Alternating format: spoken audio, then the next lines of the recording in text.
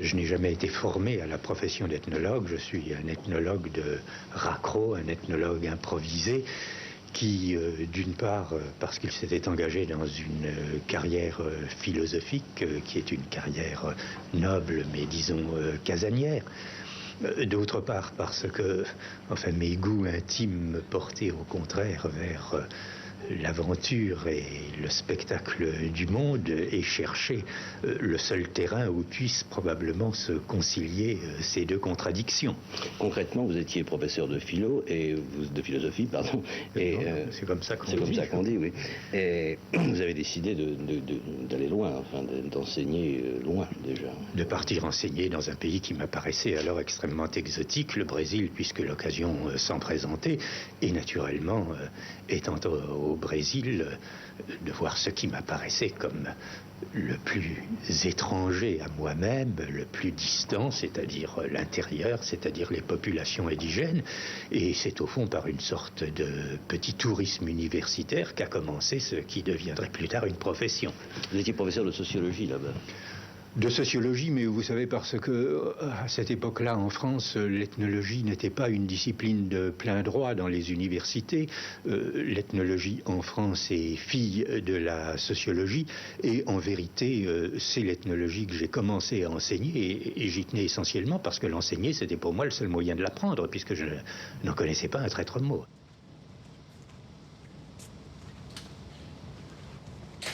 Ce que je pouvais faire, c'était profiter des périodes de congés universitaires pour aller sur le terrain.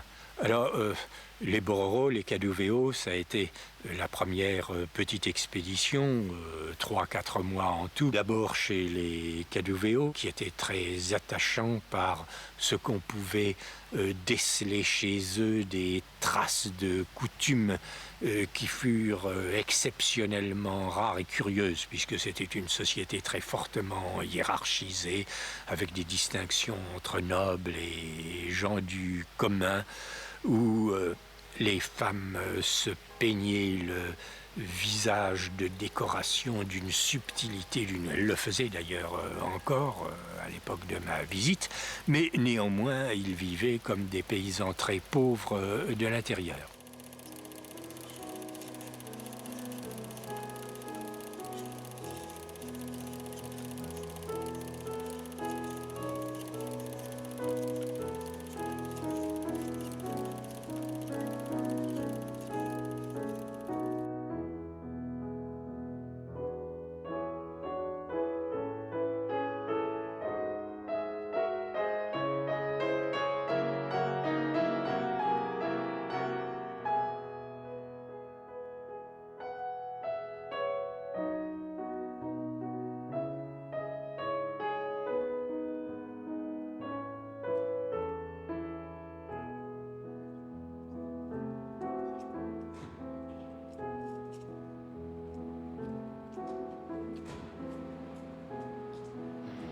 Je voudrais que vous essayiez, j'allais dire de raconter, c'est un peu...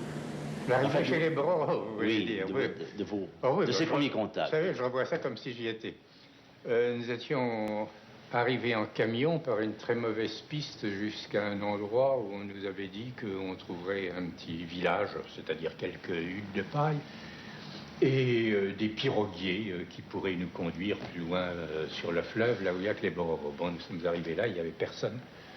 Les maisons étaient en ruine, la fièvre jaune avait passé par là, avait décimé. Nous sommes dit jamais nous en sortirons. Alors on est parti un peu à l'aventure. Et puis, un beau matin, après avoir campé sur les berges comme nous faisions, nous avons aperçu de formes, 3 assez rouges sur les bords de l'eau. C'était les premiers Bororo que nous voyions. On s'est fait comprendre comme on a pu. Expliquer qu'on allait chez eux. L'un de vous parlait Non, personne ne parlait. Par geste, on est arrivé à s'expliquer. Ils sont partis en éclaireur nous annoncer, et puis nous avons débarqué à un endroit sur la berge où il y avait une quantité alors d'Indiens. Une quantité, j'exagère parce que il y avait peut-être au total 140 personnes dans ce village. Mais enfin, tout un groupe d'Indiens qui s'agitait, et c'était eux qui nous attendaient. Et nous avons grimpé la berge, qui était très abrupte, Et là, on s'est trouvé en présence du village qui était au bord de l'eau et qui était un spectacle étonnant parce que les Bororos sont un morceau de roi pour les ethnologues, en ce sens qu'ils ont une organisation sociale très très compliquée qui se trouve entièrement inscrite dans le plan du village. C'est un grand village circulaire avec au milieu une hutte beaucoup plus grande que les autres, qui est la maison des hommes, le club masculin, où les célibataires dorment, où les hommes mariés travaillent, parce que c'est une société matrilinéaire, les huttes familiales appartiennent aux femmes, et les hommes, par conséquent, habitent chez leurs femmes. Ils ne sont chez eux que dans leur club central.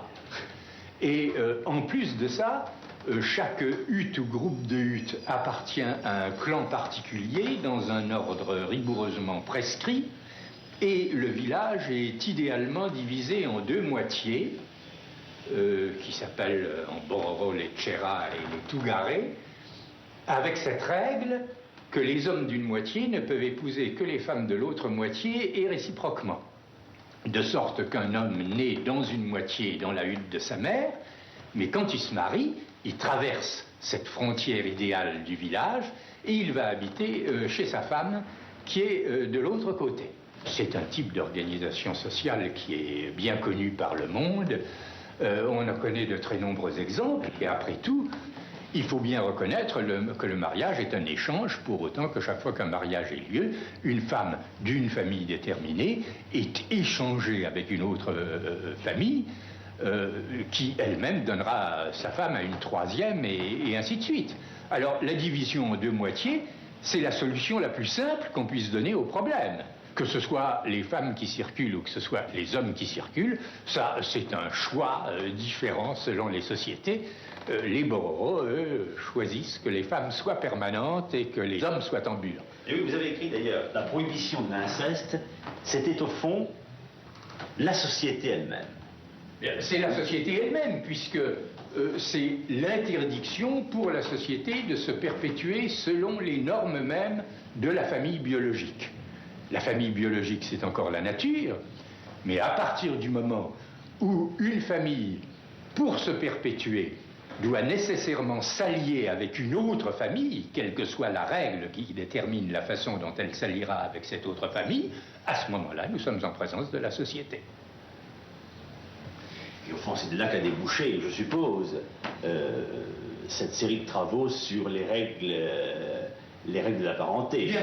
Bien sûr, parce que les Bororos constituent une société qui pose de façon très aiguë le problème du pourquoi de ces règles qui sont tellement lisibles, tellement manifestes. Vous savez d'ailleurs, quand les missionnaires sont arrivés au début du XXe siècle, non pas chez ces Bororos du San Lorenzo où je me trouvais, qui étaient relativement intacts quand je les ai vus, mais un peu plus au nord, dans d'autres groupes, ils ont très bien compris tout de suite que le seul moyen de faire s'effondrer l'organisation sociale et par conséquent les croyances religieuses, c'était d'interdire les plans de village traditionnels et d'obliger les Indiens à construire leur hutte selon un plan de type européen. Et ça marquait effectivement le fond de la fin de tous les rites et de toutes les croyances.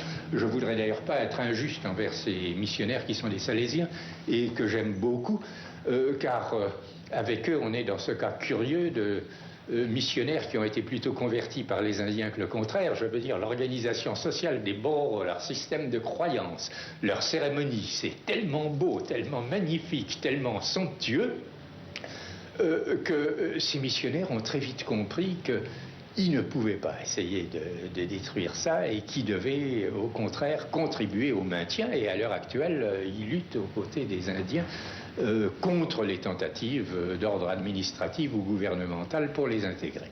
Enfin, il faut que vous imaginiez des gens qui vivent de petite agriculture, de pêche, de chasse, de cueillette et de ramassage, arrivent à subvenir à leurs besoins au prix d'un très faible effort. Eh bien, qui pouvait consacrer la moitié ou les trois quarts de leur temps à se décorer, à s'orner des plumes les plus magnifiques. Il y avait des coiffures de plumes qui mesuraient 1,50 m ou 1,75 m de hauteur, n'est-ce pas, aussi grandes que le porteur, parés de colliers, de dents d'animaux sauvages, enfin les crocs de jaguar d'une blancheur éclatante, les ongles des grands tatous qui sont comme de l'écaille, qui chantent, dansent pendant des heures. Alors ça en soi-même c'est enivrant.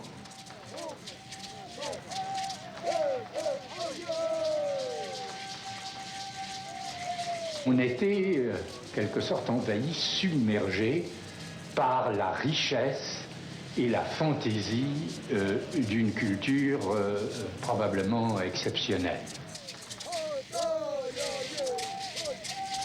On était en présence d'une société qui avait duré et qui s'était transformée au cours des temps comme n'importe quelle autre société, mais qui refusait de l'admettre et qui considérait que dans le plan du village, dans son organisation, elle conservait l'image même des premiers temps, qu'elle était telle que les créateurs avaient voulu qu'elle soit. En fait, les danseurs dans les cérémonies incarnent chacun un personnage mythologique. Et pendant qu'ils l'incarnent, ils sont ce personnage mythologique qui revit, qui est là. C'était donc une société qui abolissait le temps. Et après tout, quelle nostalgie plus profonde pouvons-nous avoir que celle d'abolir le temps et de vivre dans une sorte de présent qui est un passé revivifié sans arrêt et maintenu tel qu'il était rêvé dans les mythes et dans les croyances.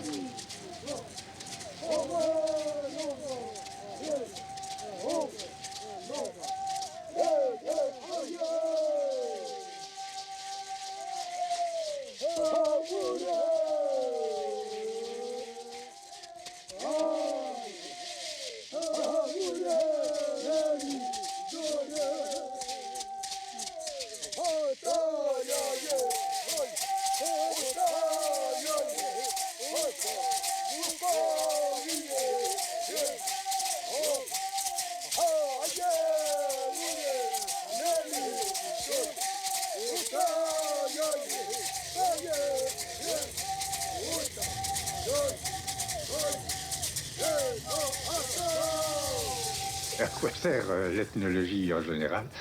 C'est une des nombreuses manières d'essayer de comprendre l'homme. Si on veut comprendre l'homme, on peut, à la manière du philosophe, se replier sur soi-même et essayer d'approfondir les données de la conscience.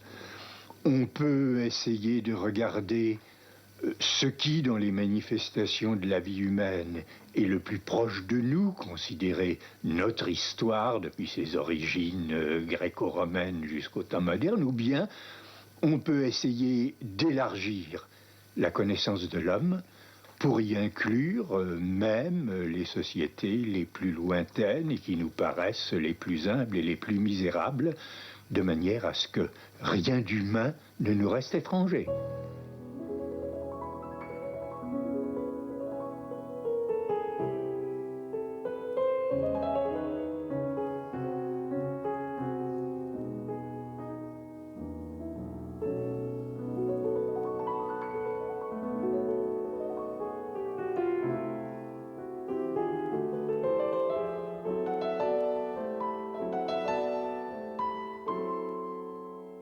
Quand Rousseau annonce à son lecteur l'effroi de ceux qui auront le malheur de vivre après toi, c'est en quelque sorte notre monde, plus cruel à l'homme peut-être qu'il fût jamais, dont il annonce l'avènement. Le monde où nous vivons fait peser sur chacun de nous l'imminence de craintes et de problèmes dont nous nous étions habitués à penser qu'ils ne nous concernaient pas. Nous pouvons alors nous demander si le grand responsable, le grand coupable, ça n'est pas cette philosophie humaniste sur laquelle nous nous sommes presque entièrement et exclusivement fondés. L'humanisme constitue l'homme en règne séparé.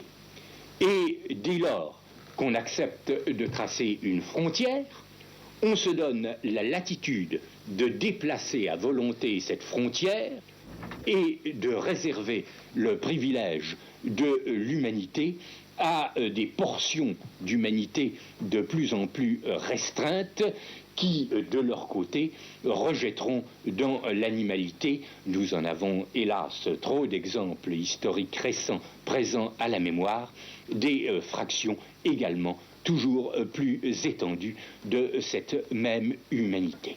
Et me semble-t-il, il n'y a qu'un moyen d'échapper à ce cercle infernal, il n'y a qu'un moyen de se prémunir contre ces dangers, c'est de considérer que l'homme est d'abord un être vivant et souffrant avant d'être un être pensant, et que c'est dans la seule mesure où chacun de nous parviendra à préserver dans son fort intérieur le souvenir, et plus que le souvenir, l'expérience vivante de cette identité avec tout ce qui vit et donc tout ce qui souffre, que l'homme pourra être assuré de n'être jamais traité en bête par ses semblables, parce qu'il aura étendu la notion de semblable à tout ce qui vit et qui possède de ce fait un titre imprescriptible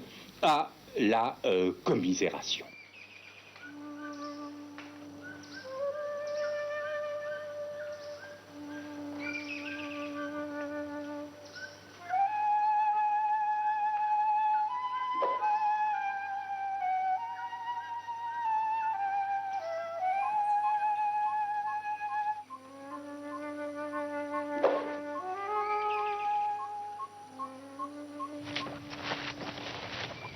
Est-ce que les ethnologues n'ont pas été, avant tout le monde, les premiers écologistes?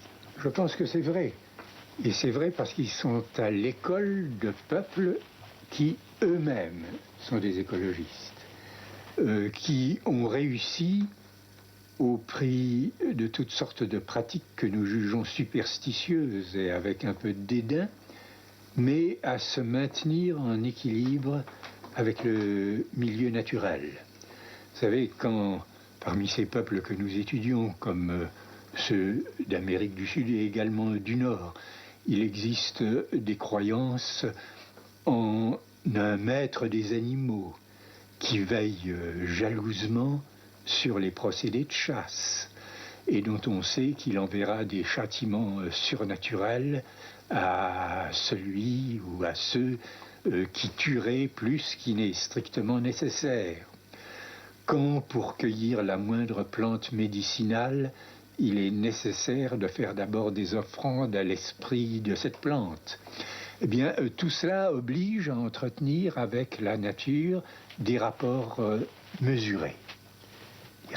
Et certains peuples ont même cette croyance que le capital de vie qui est à la disposition des êtres fait une masse. Et par conséquent, chaque fois qu'on en prend trop dans une espèce, on doit le payer aux dépens de la sienne propre. C'est pas comme chez un banquier où on a le compte qui vient au rouge.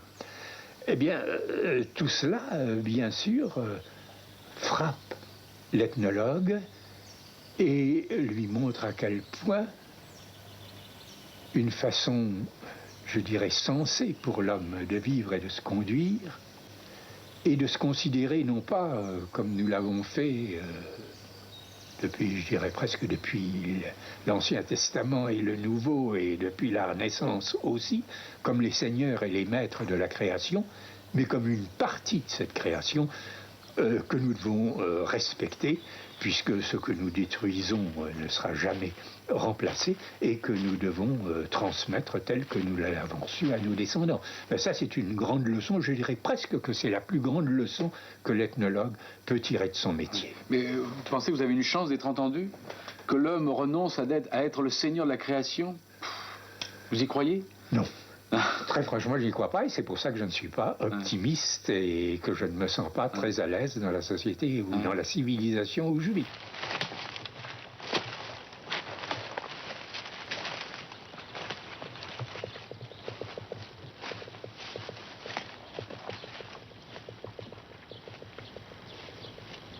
Dans l'enfance, j'ai peint, j'ai dessiné, j'ai même essayé de composer de la musique et de jouer de je ne sais pas combien d'instruments, de faire des collections exotiques dans les domaines les plus divers.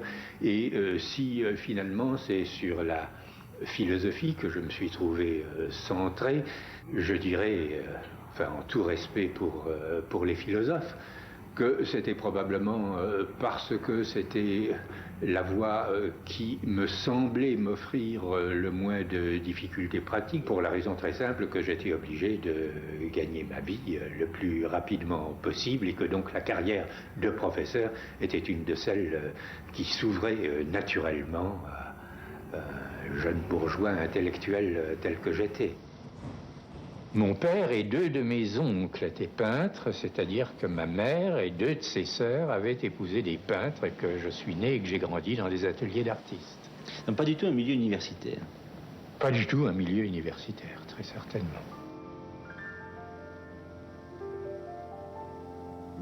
J'ai eu entre les mains des crayons et des pinceaux en même temps que j'apprenais à lire et à écrire.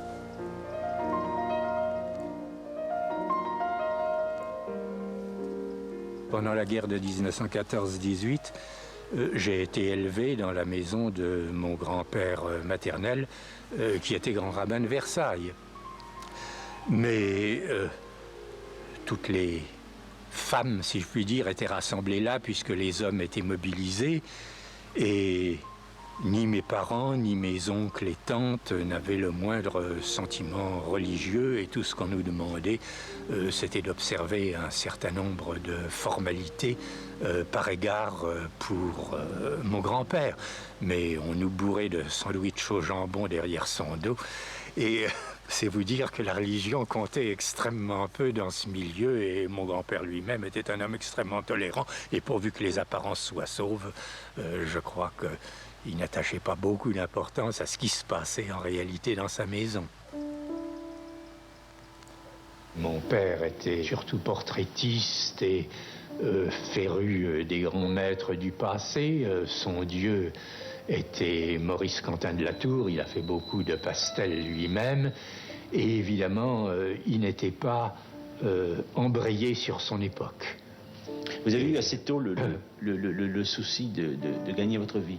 Ah oui, parce que les fins de mois ont toujours été très difficiles à la maison et la peinture ne pouvait certainement pas suffire à faire cuire la marmite, de sorte qu'on faisait à la maison toutes sortes de petits métiers auxquels je participais. On imprimait des tissus, des velours avec des modèles gravés dans du linoléum. Moi-même, il m'était arrivé de concevoir des motifs et de les graver moi-même. Et puis on saupoudrait tout ça avec des paillettes de métal diversement colorées. Ça faisait des choses très riches. On fabriquait des lanternes dans le goût japonais, des petites tables à moitié laquées dans le goût chinois. Mon père était un très grand bricoleur et c'est lui qui m'a donné le goût et la technique du bricolage. La seule époque où il y a eu un peu de faste à la maison, c'était au moment de l'exposition coloniale, vers 1930-31, je ne me rappelle pas, où mon père avait reçu une très grosse commande pour le pavillon de Madagascar. Et alors, à ce moment-là, un peu d'argent est entré à la maison et mes parents ont acheté pour 5000 francs de l'époque, je crois, une petite magnanerie dans les Cévennes, qui était à demi en ruine, et dans laquelle nous n'avons jamais fait que camper, mais qui a joué un très grand rôle dans mon existence, parce que j'étais adolescent. Et c'est à ce moment-là que j'ai eu la révélation de ce que pouvait être un pays encore très largement sauvage.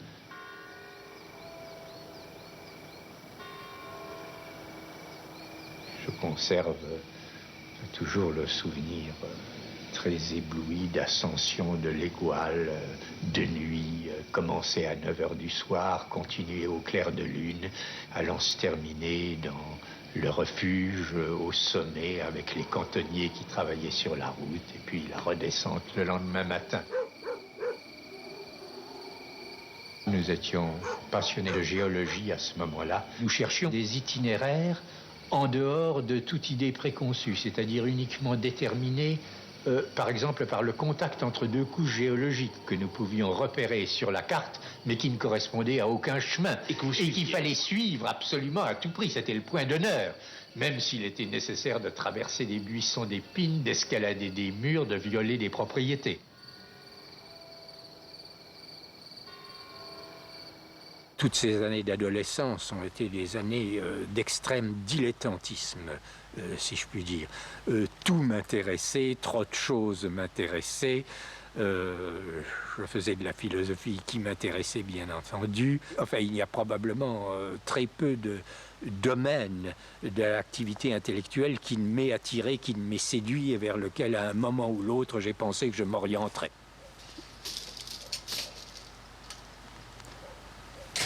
J'ai été initié à Freud ou introduit à la lecture de Freud quand j'étais en classe de philosophie par le père d'un de mes camarades qui était lui-même psychiatre, il s'appelait le docteur Marcel Nathan, et qui était un familier de Marie Bonaparte et qui avait, avec Marie Bonaparte, contribué à faire connaître Freud en France.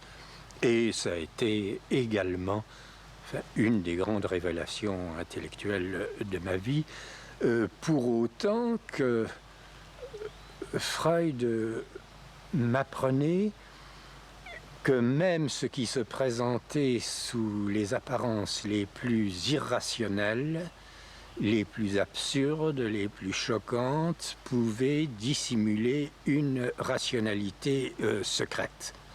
Et ici, encore une fois, comme avec la géologie dont nous parlions tout à l'heure, je crois qu'il y a un parallélisme frappant entre ce type d'attitude vis-à-vis des faits et celui que je devais plus tard connaître avec l'ethnologie.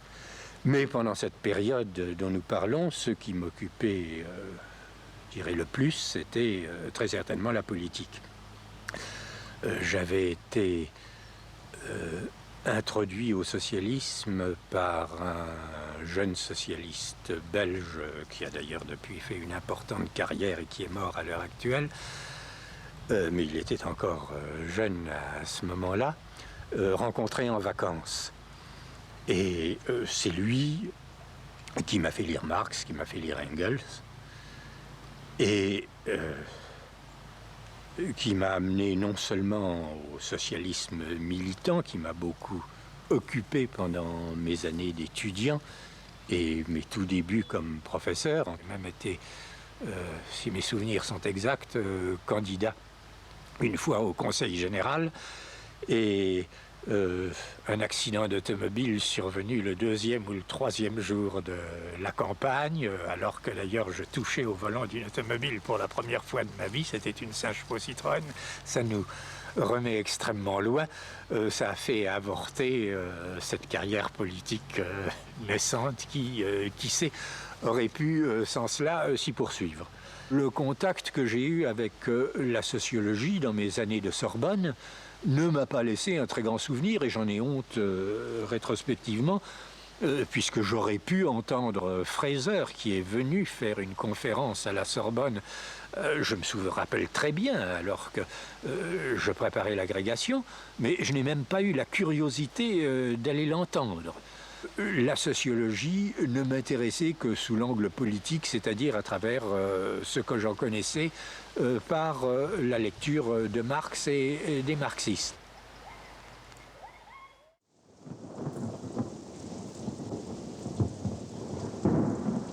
Je me suis mis à lire de la littérature ethnographique, et particulièrement certains auteurs anglais ou américains, enfin Lowy, Malinowski, et que là, tout à coup, j'ai eu le sentiment de me trouver en contact avec une réalité vécue. Ça n'était pas cette ethnologie qu'on enseignait à la Sorbonne, ou plutôt on ne l'enseignait pas, mais dont on avait de vagues aperçus à la Sorbonne à travers certains comptes rendus de Durkheim ou de Lévi-Brühl. Et vous savez, je voudrais revenir tout de suite sur ces impressions de jeunesse. Elles étaient complètement fausses. Je me trompais de la manière la plus totale. Et aujourd'hui, je mesure pleinement l'importance d'une pensée comme celle de Durkheim pour la théorie ethnologique et même pour la pratique de l'ethnographie sur le terrain. Mais tout cela, je ne l'apercevais pas. Et c'était au contraire le côté livresque de la vie dite primitive aperçue à travers des auteurs qui eux-mêmes ne l'apercevaient qu'à travers d'autres auteurs et ainsi de suite, qui me rebutait, qui n'était pas porteur de cette espèce d'étincelle que donne le contact avec quelque chose où on a vécu, qu'on a soi-même connu. Et ça, ce sont les auteurs anglais et américains qui étaient essentiellement des auteurs de terrain qui me l'ont fait éprouver. Le premier choc ayant été celui du traité de sociologie primitive, Primitive Society, de Robert Lowy, que j'ai bien connu par la suite pendant mes années américaines, mais où tout à coup j'ai eu le sentiment que j'étais en présence de quelque chose qui existait, en fait, d'expériences humaines telles que l'auteur les avait directement éprouvées et telles que moi-même, si je devenais ethnologue, je parviendrais à les ressentir. On nous reproche quelquefois d'évaluer l'homme et de piétiner l'humanisme, et je crois qu'au contraire, des ressorts profonds de la recherche ethnologique, c'est un acte de foi dans l'universalité de la raison humaine.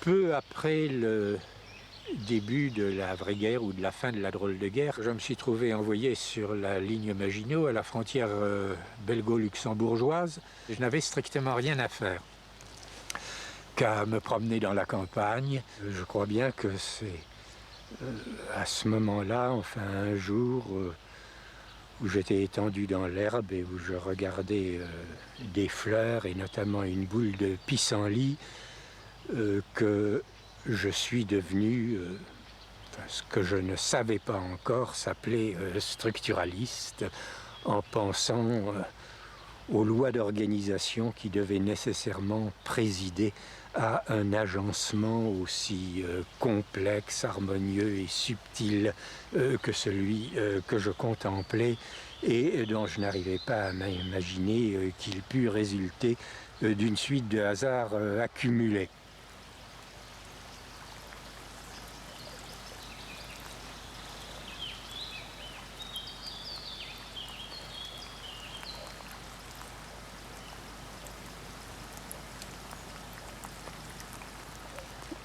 Quand je me suis trouvé démobilisé dans la région de Montpellier, je n'ai rien eu de plus pressé que de vouloir aller gagner mon poste à Paris. Et à ce moment-là que les lois raciales de Vichy sont arrivées et que je me suis trouvé révoqué sans imaginer du tout les risques que je pouvais courir, soit en remontant à Paris, soit même en restant en France. Certains maîtres américains, Robert Lowy en tout premier lieu, qui à ce moment-là s'intéressait beaucoup à l'ethnologie sud-américaine, s'était intéressé à certains des tout premiers travaux que j'avais publiés.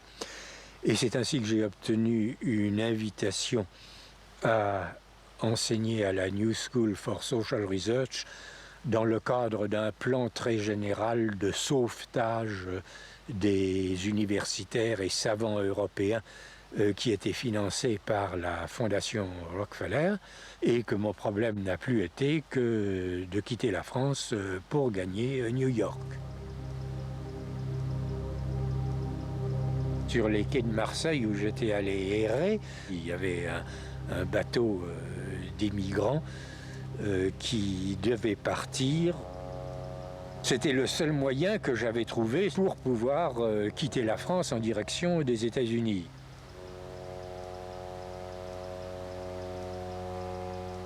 Parmi les passagers, il y a André Breton.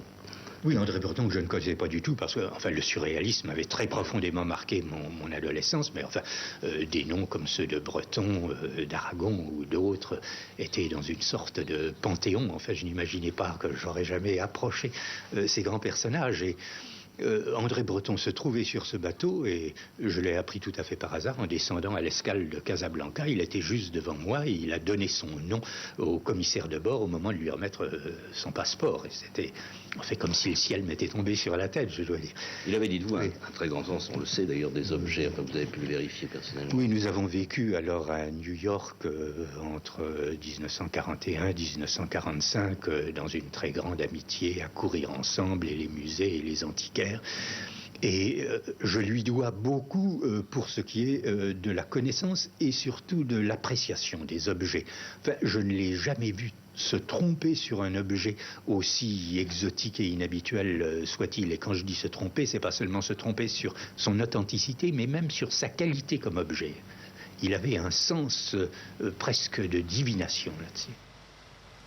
C'est à cause de l'amitié que j'avais nouée alors avec André Breton. J'ai connu tous les surréalistes qui s'y trouvaient également réfugiés, Max Ernst, Tanguy, Masson et quelques autres. Et j'ai formé avec eux pendant ces premières années d'exil aux États-Unis une sorte de petite société, enfin très ardente, très curieuse de l'art des Indiens américains auquel on s'intéressait fort peu à cette époque-là aux États-Unis. La curiosité était uniquement ethnographique. On collectionnait bien sûr les objets indiens, mais comme des documents et non pas du tout comme des œuvres d'art. Et je crois que si une sorte de tournant s'est marqué à ce moment-là, c'est un petit peu à notre séjour aux États-Unis qu'on le doit.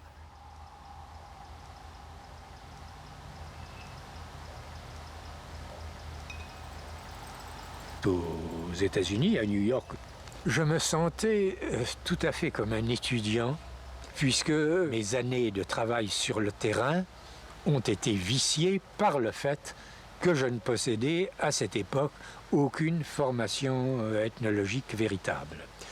Et tout ce que je sais d'ethnologie, ou ce que je crois savoir, je l'ai appris pendant ces années de New York et au cours des journées entières passées l'une derrière l'autre à la New York Public Library où j'ai lu de l'ethnologie depuis le matin jusqu'au soir.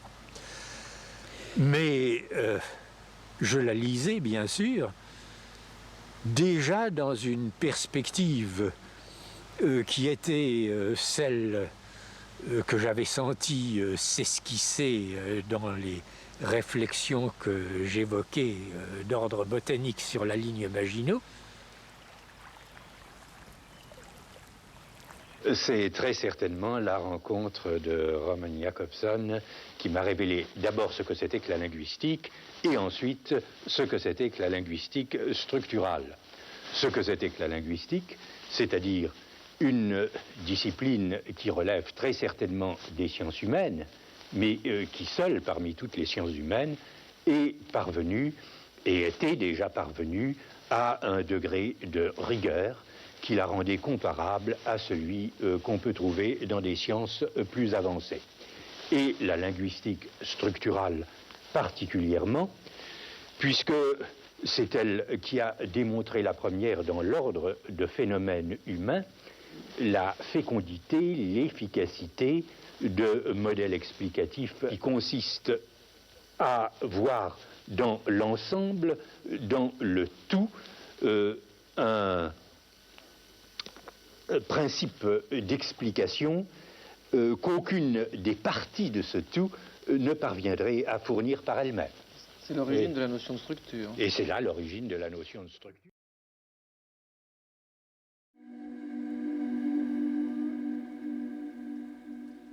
Il m'est apparu que ce que j'appelais la pensée sauvage, aussi bien dans l'élaboration des grandes explications mythologiques que dans la construction des rites, n'avait à sa disposition, précisément en raison de cet effort, ou de cette acceptation, plus exactement, de l'univers comme un donné qui était immédiatement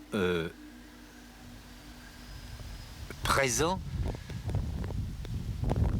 dans les éléments même fournis à la sensibilité, devait par conséquent construire ses interprétations avec ces matériaux tout faits, alors que l'ingénieur ou le savant, et l'ingénieur utilisant les connaissances ou les conquêtes du savant, ne cesse de percer cette enveloppe du monde apparent pour atteindre un autre monde par derrière, puis par derrière encore un autre monde, et ainsi de suite. Et le progrès de la science, en fait, n'a consisté qu'à atteindre des niveaux successifs, des plans de plus en plus secrets, où se trouvait l'explication, la raison d'être du plan auquel on appréhendait.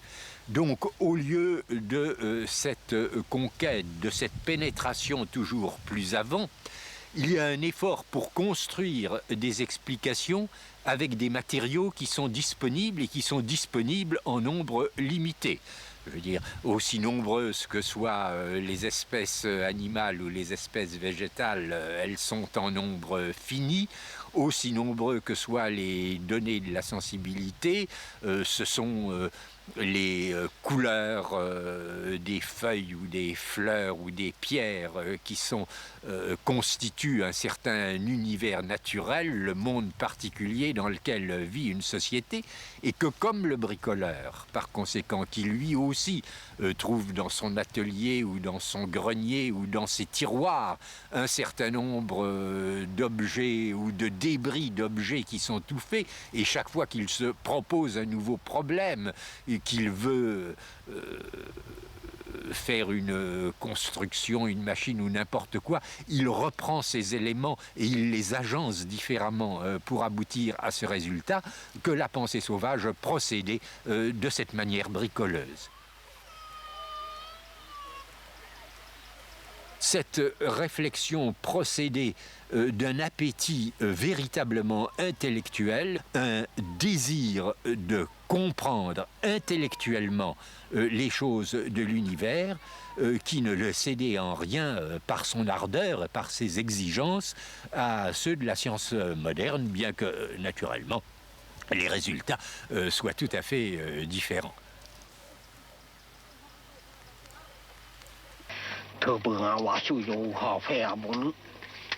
Je dirais que ce que j'ai essayé de faire, c'est de décrire le discours de la mythologie américaine. Comment y parviendrait-on?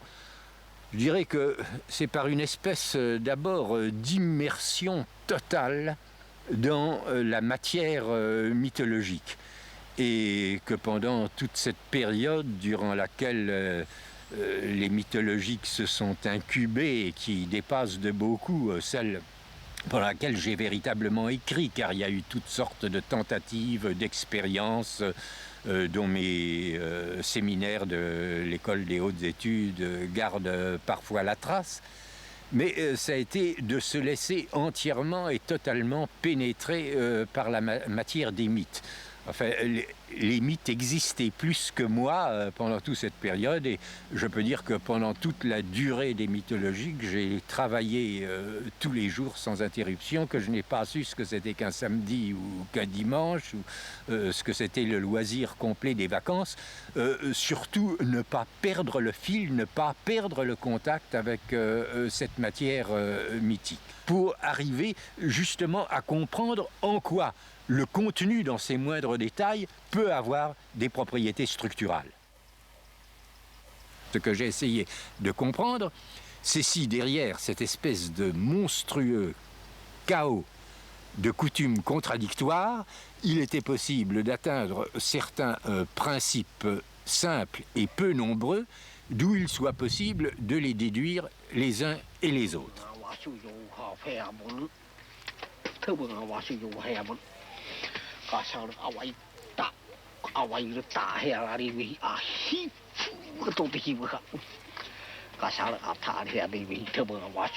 Pourquoi est-ce que les hommes ont consacré une telle part de leur temps à inventer et à se répéter et à écouter avec délectation des histoires qui n'ont ni queue ni tête? Vraisemblablement parce qu'elles leur fournissaient des principes régulateurs et en essayant justement de démonter les mythes comme on pourrait démonter des mécanismes d'horlogerie, de comprendre comment ils sont faits, on voit qu'il y a une ressemblance et une différence entre la pensée mythique et la pensée scientifique. La ressemblance, c'est que comme la science, les mythes cherchent à expliquer.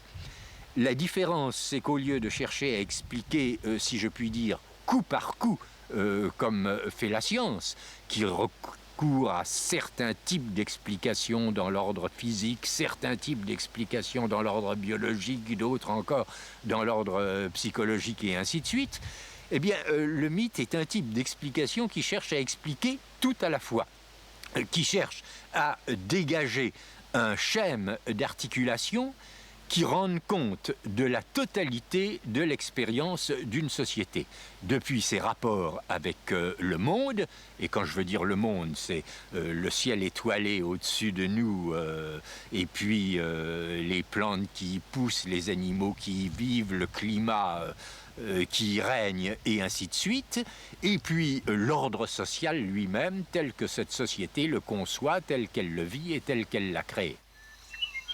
Le caïman continua à rire, et il continua à rire si bien qu'il laisse échapper le feu. L'oiseau Yorikitirami s'en empare et s'envole avec, et vole au-dessus des ancêtres.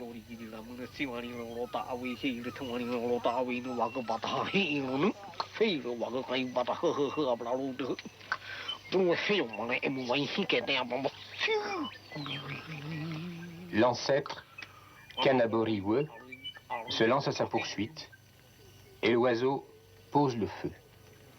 La forêt s'enflamme et les ancêtres enfermèrent le feu dans un bois. Grâce au feu, quand ils avaient envie de manger de la viande, ils pouvaient la cuire, grâce au feu qui leur venait de la rivière.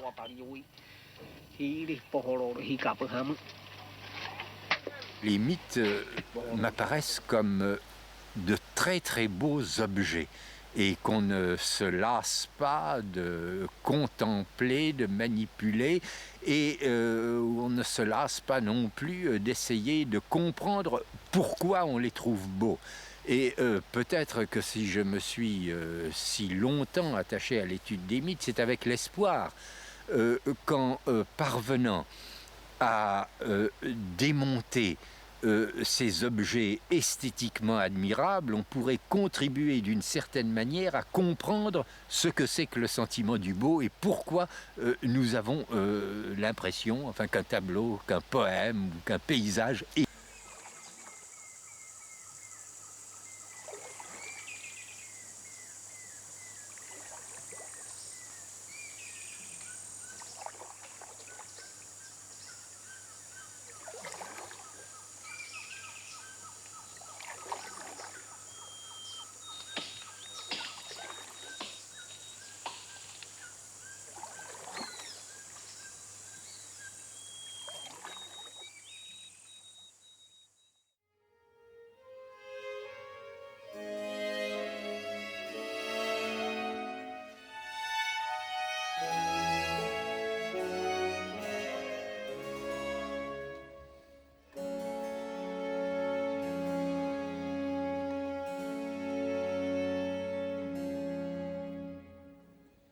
Je n'arrive pas, ou très difficilement, à me percevoir comme un individu, comme une personne, comme un moi, mais bien plutôt comme le lieu où de façon transitoire se passent certaines choses.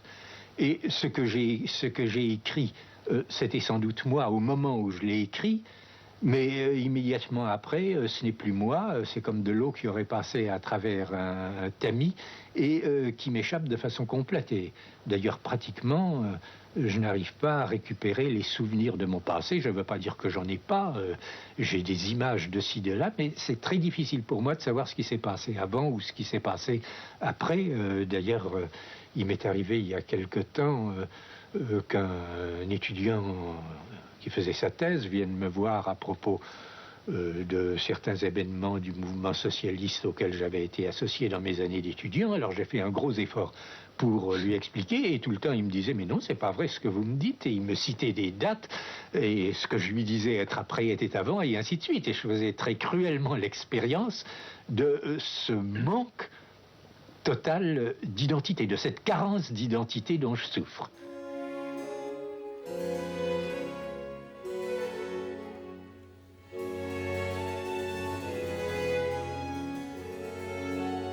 J'entends bien que le travail de l'ethnologue, même dans son cabinet, qui consiste à essayer de faire de lui le lieu où des pensées étrangères peuvent se déployer, peut encourager ou fortifier cette attitude, mais je pense beaucoup plutôt que c'est parce que je suis comme ça, en raison de cette particularité ou de cette infirmité de ma nature, que j'éprouve peut-être une facilité ou une prédilection particulière à me faire de moi le lieu qui me paraît presque passif, puisque je ne contrôle pas ce qui se passe, le lieu presque passif de phénomènes qui n'appartiennent pas à ma propre existence, à ma propre histoire, à mon milieu ou à ma société.